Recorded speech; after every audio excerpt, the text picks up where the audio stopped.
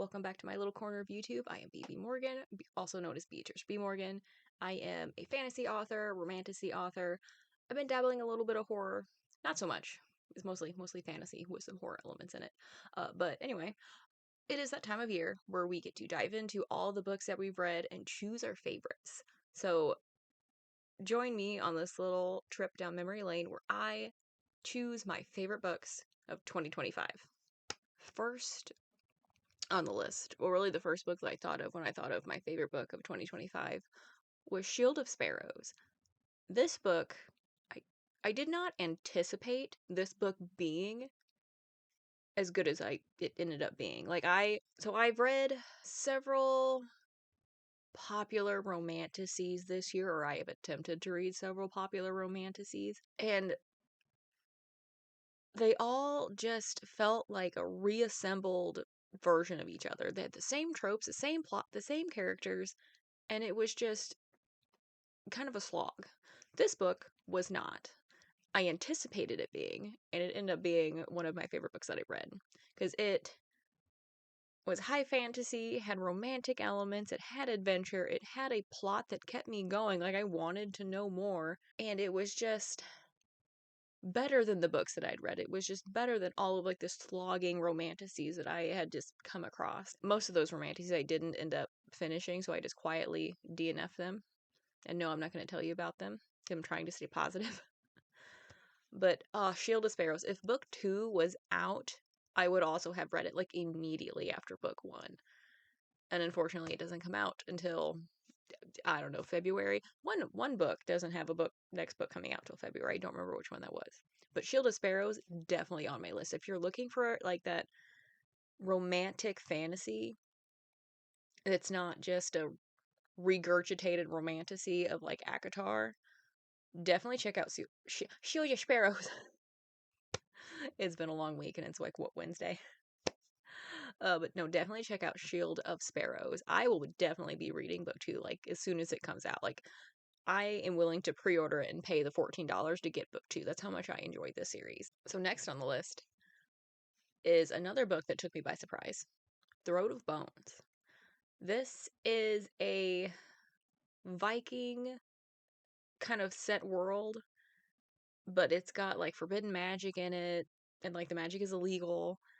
And it's a long book. I think the audiobook is like 20 hours. It was a very long book. It took me a long time to get through because I will listen to audiobooks when I go to work and when I come home, and sometimes on Saturdays when I clean. But this book, like, I almost skipped it over because the cover is just, it looks a little eh. No, don't judge this book by its cover. This book was amazing. Like, I just head first, dove. Oh no. I jumped into book 2 immediately. And I would have read book 3, but book 3 is also not out yet. But oh no, this book. I loved it so much. The characters, like, it's the main character, she is on the run, right? And I suspected why she was on the run very quickly. But then that also gets twisted later on as you go down the book. But she's on the run and she ends up hiding in the wagon of like this mercenary crew. Oh, and I love this crew so much. Because like if you like romantic fantasy, not necessarily romantasy, it is not fantasy romance, but romantic fantasy with romance in it. Definitely check out this series because it is absolutely incredible. It's on the road to being one of my favorite series that I've read ever.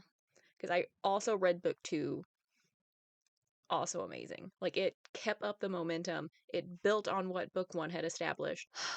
I'm excited for book 3. Like, this is another book that as soon as it comes out, I'm getting it. And I will start reading it. Regardless of however many books I'm reading at the time. Though everything else is getting pushed aside for book 3. There's also like a novella that follows different characters during book 2. I want to read that one also. But I think I'm going to wait until closer to book 3 before I dive into that one. But no, this book, like, book 2 of this book was so refreshing because I have, in the past year and a half or so, I have found so many book 1s that are absolutely incredible. Can't stop reading them. And then book 2 just absolutely drops the ball. And here's another book that took me by surprise. This book I stumbled across because what is her name? She wrote The Love Hypothesis. She's written all kinds of stuff. Ali Hazelwood. She recommended this book in like an Instagram post. And I happened to see it. I'm like, oh, The Raven Scholar. That's a cool title. Didn't think anything else of it. Then I saw this book. It was on one of those discount newsletters. It might have been BookBub. I don't remember. But I was like, oh, Ali Hazelwood recommended this book. I'll get it. It's only like, I don't know, a couple dollars. Absolutely worth those couple dollars. This book is worth however much it costs. Because it's an epic fantasy, it's high fantasy, it's dark academia, but it's got like this trial and competition that the main character ends up in that she uses her intellect to like get through because she's actually intelligent and she uses her intelligence, not like another main character of another popular series is supposed to be intelligent and then she's just really not. But no, this main character was sharp and she was bright and like you didn't see like her thoughts happening all the time, but you saw the like the results of it, which this book, some people I read in like the reviews don't like the way it's written, and it did take me just a little bit to get into it because it's not like third person or first person like we're used to. It's this like omnipotent, what is that called, omniscient, there we go, narrator, which as you get deeper into the book you realize kind of who that narrator is. I mean, it's very well done, like all of the pieces come together, and like I remember getting to a certain point and like actually like my mouth fell open like like I figured it out, and then like I didn't actually figure it out, I figured out a piece of it and then it just kept going. It's just like, oh my gosh. Also very excited for book 2 of this series. But no, like everything about this book was fantastic. The characters were fantastic. Like the motivation that the main character has is so well thought out and it makes sense. I'm reading a book, or I've tried to read a book for a little bit, where the main character, like her motivation for being in the plot just doesn't feel real. It feels very forced. And there have been several little incidences up to the point where I'm at where she has done things because it's the right thing to do, and that's boring. Okay, it's just boring, and I don't feel connected to her character. I'm giving the book some more time because it's not a bad book. It's not one of my favorite reads of 2025, but it's not a bad book by any means. The Raven Scholar, however, top notch, 5-star, fantastic read. Definitely recommend. Again, it's in that realm of, it's, I don't even want to call it romantic fantasy. It's more fantasy with just a smidge of romance in it. Like you could definitely take the romance out and just not harm the plot whatsoever. But it does add just a little bit of like salt on top. But off the plot of this book, the plot. This book, man. This book, Blood Over Bright Heath. This book, I don't even remember where I found it. It was on my Kindle. And I don't remember if someone recommended it saying it was just the best book they'd ever written. Or not written, read. Best book they'd ever read. Best book they'd ever read. My goodness, it's really early. Right? I probably shouldn't have done this first thing in the morning. But it was on, I think, BookBub. And I was like, you know what? I've had a lot of people have recommended this. I'll get it. This book blew me away. Like, I always don't have words to describe how incredible this book was. It's not romantic fantasy, it's not romantasy, it is fantasy. It's dark academia.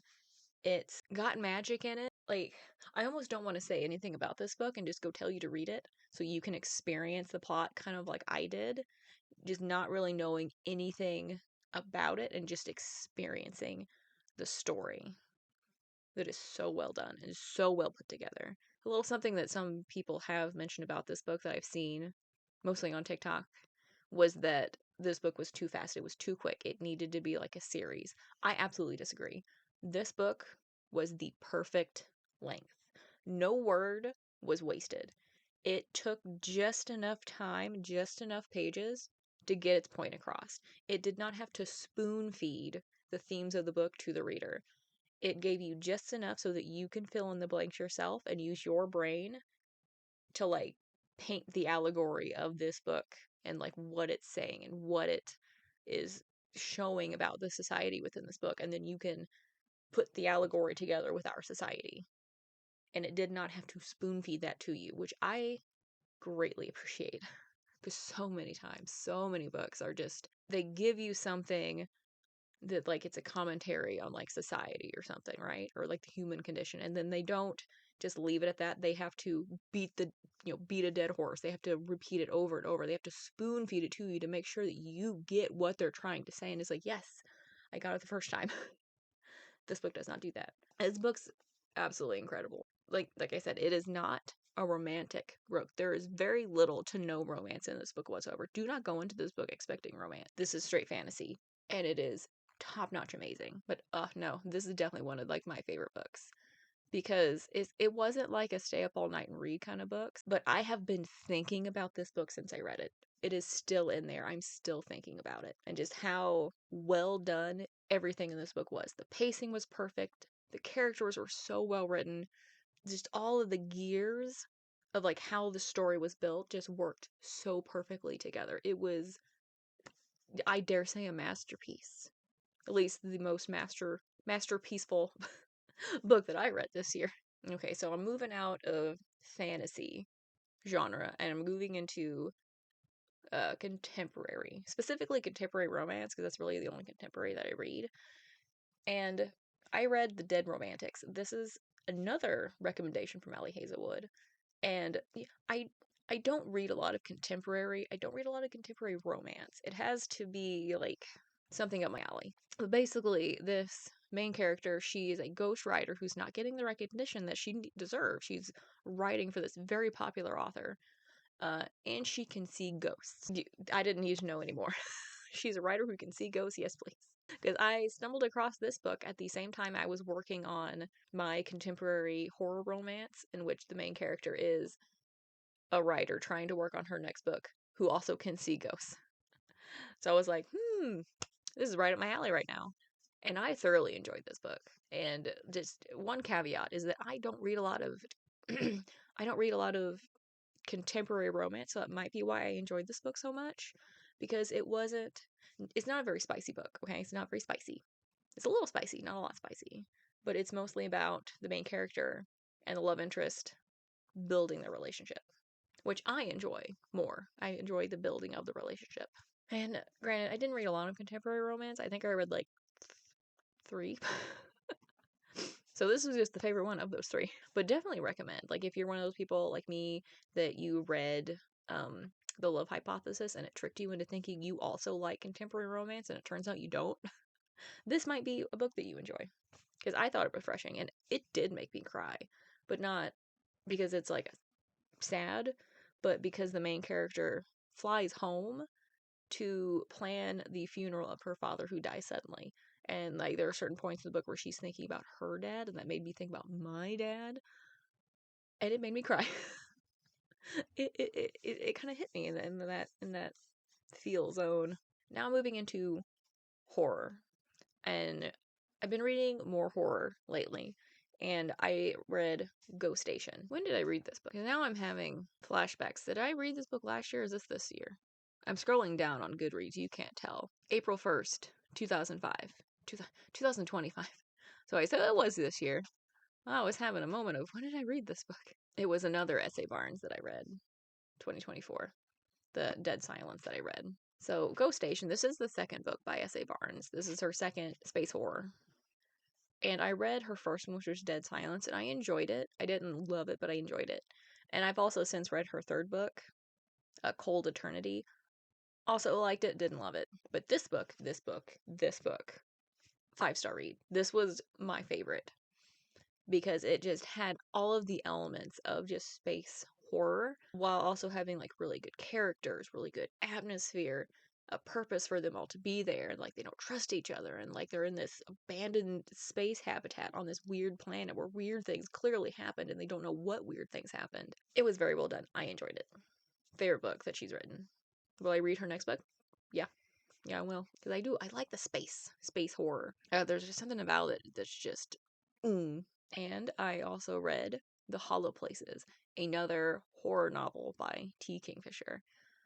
T. Kingfisher has not let me down once. Every single book I have read by her has been absolutely phenomenal. Even like what was it? Wizard's Guide to Baking, Defensive Baking. I loved that one. It was absolutely fantastic. A little too young adult feeling for me at the time that I read it or I listened to it. Still really good. Highly recommend that one. But The Hollow Places, this is a contemporary horror novel and about how main character is a young woman. She like discovers this hole in a wall in her uncle's house, which leads to the Hollow Places, which is just this weird in between no man's land weird place where it's clearly other people have gone and there's like just weird stuff, but it's weirdly empty. There's something clearly in there. And there's evidence that other people have been in, and like all of her other novels that I've read and I'm currently reading. I'm reading Snake Eater right now. The characters are fantastic. She can write characters like no one else. Like this book specifically, it has like you have your main character and then like the side character is always just phenomenal. Like someone you want to be friends with in real life. And I want to say the main character, the sidekick, secondary character was, I don't remember what his name was, but he was a gay man that worked in the cafe next door. And he was my favorite character because he had such personality and just let it shine. No, this book, I think I liked the ending of this one more than I like the ending of the Twisted Ones. But I like the build-up of the Twisted Ones more than I like the build-up of this one. But they're both 5-star reads. Absolutely recommend her horror. Because it's not like keep you up at night horror. It's more like your cozy PG-13 horror, I guess. It's still fantastic. I love them. I read The Silent Companions by Laura Purcell. This book was recommended to me by a YouTuber that I watch many times. She kept saying that it was like her favorite book that she'd read for a while. So I'm like, you know what? Historical fiction, wooden cutouts that move around. Yeah, okay. I enjoyed this book more than I thought I would. And I almost don't want to say anything about it so you can go into it blind. Experience the story like I did with nothing more than wooden cutouts that move around. Because I kind of saw it coming as the plot was, divvied out, but not in a bad way. The story was very well done. It was very, like, the gears were all there, and, like, the ending, it's one of those that you kind of go, wait a minute. And there's a book too. I haven't read it yet because I love this book, but not quite enough to read the sequel for $14. Especially now that I have Kindle Unlimited and I have so many books to read and I have so many books just I've already downloaded on my Kindle. I've read more voraciously this year than I have, which is great. Those were my favorite books of 2025.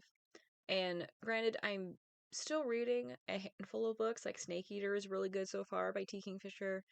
Red City by Marie Lu is also really good. I don't think it's going to be favorite books of 2025. It's a little dry in the same way that like Six of Crows was a little dry. There's just a lot of backstory within the narration, but I'm still really enjoying both of those so far. Onyx Storm, I'm still reading. I am enjoying Onyx Storm. It's not going to be my favorite book of 2025, clearly, since it's taken me since February to get through it. And I think it's just because it's the hardback. If it was on my Kindle, I'd probably be done with it by now. I'm just not. I'm not feeling physical books right now. I'm just reading a lot on my Kindle and on my phone, which I know is probably not good for my eyeballs, but is what it is. It's just so easy just to just carry my Kindle around instead of hauling this giant brick. But those are my favorite books of 2025. Let me know what your favorite book of 2025, or if you read any of those that I read, then you loved them or you didn't love them. It is what it is. There's a book for everybody. We don't have to like the same things. That's the fun part about the reading community. I can love a book, you can hate a book, and that's okay. Because go look at the reviews of your favorite book of 2025. There's someone that's gonna hate it. Valid. Everyone's opinion is valid. Even the stupid ones, it's fine. You can have a stupid opinion of something. It's fair. It's fine. Cool. It's whatever.